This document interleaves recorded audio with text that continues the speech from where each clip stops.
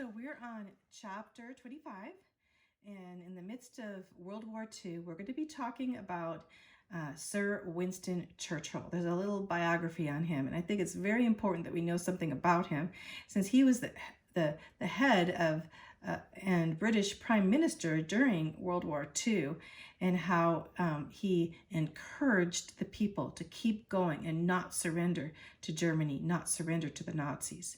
So let's find out a little bit about him. Sir Winston Churchill. He was probably the 20th century's greatest statesman ever.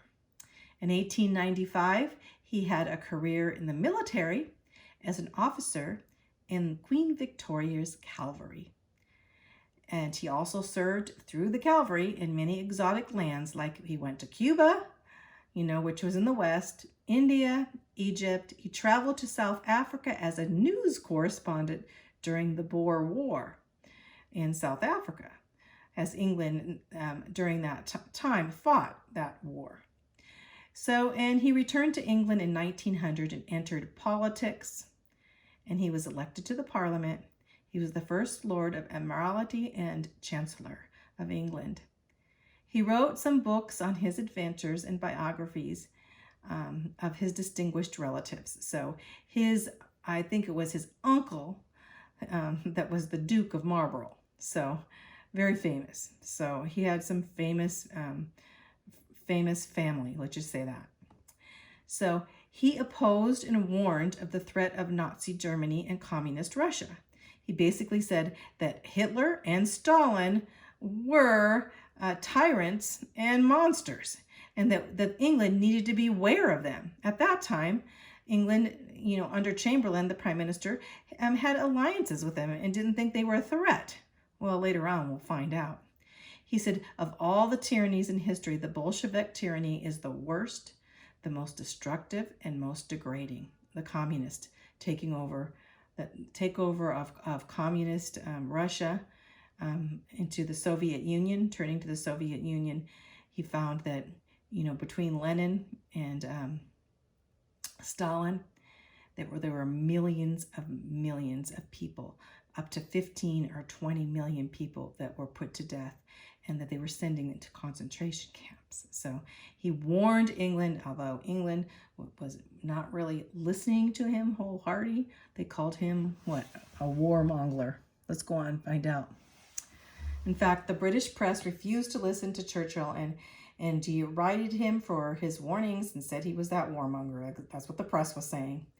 In World War II, Churchill was back in power. They had been elected in power as First Lord of the Admiralty. So here he was, as admiral. Well, on the day that the Germans invaded France, England got a little bit worried, didn't he? The King George VI was the king at that time, and he summoned Churchill to Buckingham Palace, the King of England, and asked him to serve now as Prime Minister.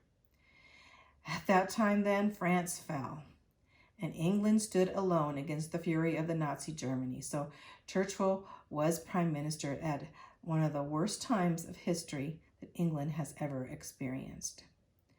So through the dark days of 1940 to 1941, Churchill offered nothing more than blood, toil, tears, and sweat. He indeed loved the English people and supported them. He used his personal courage, his leadership, and his speaking abilities, oratorical power, to rally his countrymen together during this time. He's famous for his V for victory salute, and is the philosophy of hope and determination. So there's hope. When everything seemed hopeless, Churchill gave them hope. And when the very existence of the British nation hung in balance, he said, "We will not give up." And indeed, they did not. Churchill's speech, he says, this is his speech here. "We shall fight on the seas and the oceans. We shall fight with a growing confidence and growing strength in the air. We shall defend our island, whatever the cost may be. We shall fight on the beaches. We shall fight on the landing grounds. We shall fight in the fields and in the streets. We shall fight in the hills. We shall never surrender. That's Churchill. Churchill remained in the city despite the constant bombing. He was in the city the whole time. The brave prime minister often toured the ruins, and sometimes with tears in his eyes, he'd encourage the British people. He'd walk the streets even when they were being bombed. So Churchill served 2 terms, 1940 to 1945 and 1951 to 1955. But during the war, he wrote the history of the Second World War. He continued to warn the West of the dangers of Soviet expansion, especially of Stalin in Russia, and he coined the term Iron Curtain. The Iron Curtain was used as where that communist curtain would go down on countries, and the countries would go in seclusion in communist countries away from the West. He called that the Iron Curtain. He's the one that made that term. That was when the Cold War came into being, when communists started when communist countries went under the Soviets had conquered these communists, made these countries go into communism.